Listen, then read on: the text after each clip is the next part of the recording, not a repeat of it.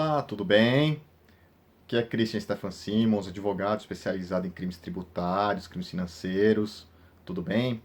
Estou gravando esse vídeo aqui para trabalhar com vocês umas dúvidas que eu vi, que eu constatei que muita gente tem, com base numa pesquisa que eu fiz no Stories do meu Instagram. Nesse Stories eu perguntei qual seria a conduta ilícita entre elisão tributária, elusão tributária e evasão tributária. E mais de 66% das pessoas erraram. E por que isso é importante? Porque de um lado está o que? A gestão inteligente tributária, a que vai fazer sua empresa economizar no pagamento de tributos, economizar legalmente no pagamento de tributos e fazer sobrar mais o que? Mais verbas para você reinvestir na sua empresa, reinvestir em outros setores da empresa que você entende serem prioritários. E de outro lado está o crime tributário. Então, a gente saber trabalhar esses conceitos é extremamente importante.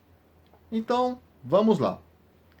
Primeiro conceito é o da elisão tributária. O que é elisão tributária? Elisão tributária é o fenômeno pelo qual o contribuinte reduz o pagamento do imposto devido, do tributo devido, mas ele reduz legalmente. Ele reduz com base ou em brechas na lei ou em benefícios fiscais previstos em leis. E um deles todo mundo conhece, que é o imposto de renda, por exemplo. O imposto de renda, pessoa física, que todo mundo tem que declarar até o final de abril, possui uma norma de elisão tributária que a pessoa pode optar pelo qual sistema ela quer pagar, pela declaração completa ou pela declaração simplificada. Vamos dar um exemplo. Uma pessoa qualquer auferiu uma renda de 100 mil reais. E durante aquele exercício fiscal, ela teve alguns compromissos médicos e educacionais dedutíveis do imposto de renda no valor de 12 mil reais. Então, se ela fizer a declaração completa, dos 100 mil reais, ela vai deduzir 12 mil reais. Portanto, a base de cálculo dela para a tributação do imposto de renda passa a ser 88 mil reais. Por outro lado, se essa pessoa, que também ganhou 100 mil reais, optar pelo desconto simplificado, ou seja, aquele desconto pré-aprovado de 20%, aquela dedução pré-aprovada de 20%, ela vai ter uma base de cálculo para o imposto de renda de 80 mil reais. Veja que nesse caso, a gente saiu de uma tributação pela declaração completa de uma base de cálculo de 88 mil reais para simplificado 80 mil reais. Ou seja, 8 mil reais estão deixados de ser tributados para a pessoa. Um empregador, um empresário, precisa ter em mente essas situações para poder o quê? Economizar legalmente dentro do pagamento de tributos.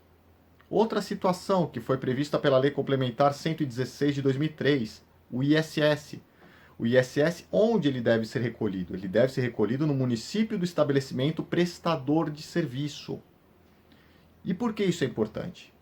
Porque dentro do princípio da autonomia dos municípios, o legislador previu que o ISS pode ter uma alíquota mínima de 2% e uma alíquota máxima de 5%.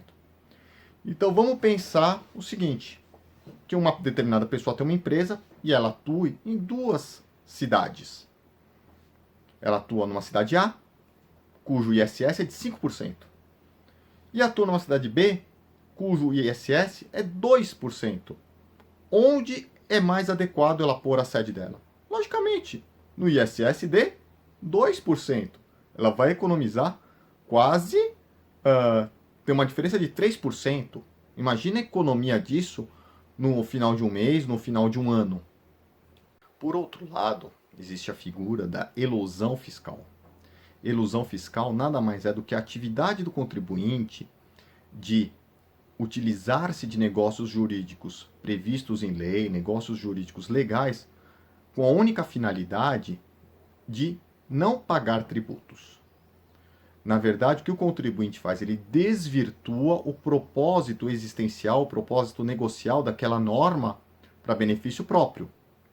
Um exemplo claro disso está no artigo 156, parágrafo 2º, inciso 1º da Constituição Federal, que prevê a não incidência do imposto de transmissão de bens intervivos no caso de transmissão de imóveis para constituição de pessoas jurídicas, de empresas. Quando a Constituição trouxe essa norma, a ideia era o quê? Era facilitar o empreendedorismo, facilitar que as pessoas constituíssem empresas para aumentar o quê? O volume de negócios no país. Mas o que acabou acontecendo? As pessoas começaram a usar essa norma com a finalidade de não pagar o quê? O ITBI, o Imposto de Transmissão de Bens Intervivos. E como? Através de uma operação que, na área do direito, a gente começou a chamar de casadinha. Por exemplo, o João tem uma casa que vale R$ 500 mil. E o José tem os R$ 500 mil para comprar a casa do João. Então, o que o José e o João combinam? Os dois fundam uma empresa, eles constituem uma empresa e o João integraliza R$ 500 mil com a casa. E o José, para integralizar a outra parte do capital social de R$ 1 milhão, ele põe o seu dinheiro, ele integraliza com os R$ 500 mil. Posteriormente, os dois encerram a empresa, promovem o encerramento da empresa.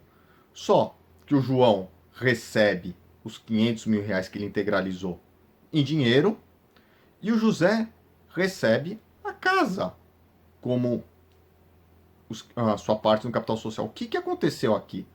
Aconteceu uma compra e venda dissimulada com a única finalidade de das pessoas não pagarem o ITBI. Então, através de um negócio jurídico legal, previsto em lei, as pessoas desvirtuam a finalidade dessa lei para se evadir do pagamento do tributo, para ilidir o pagamento do tributo. E por último, nós temos a evasão fiscal. O que é evasão fiscal? É o contribuinte, geralmente após a ocorrência do fato gerador do imposto, utilizar-se de artifícios, fraudes, falsificações para esconder do fisco o fato gerador. É aqui que reside o crime tributário, o crime contra a ordem tributária previsto na Lei 8.137 de 1990.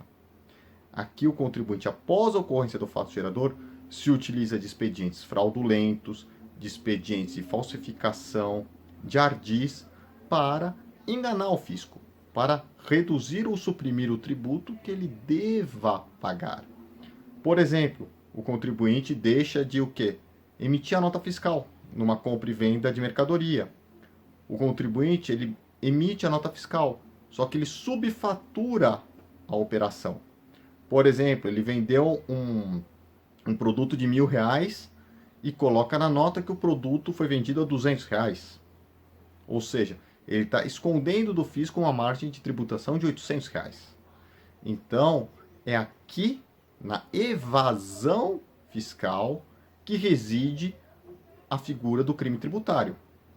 E aqui, o contribuinte, caso o fisco venha a descobrir esse expediente utilizado pelo contribuinte, além de arcar com toda a dívida tributária, mais juros, multa, ainda vai ter que se submeter a um processo penal pelo crime de sonegação de impostos, crimes contra a ordem tributária previsto no artigo 1º e 2º da Lei 8.137 de 1990.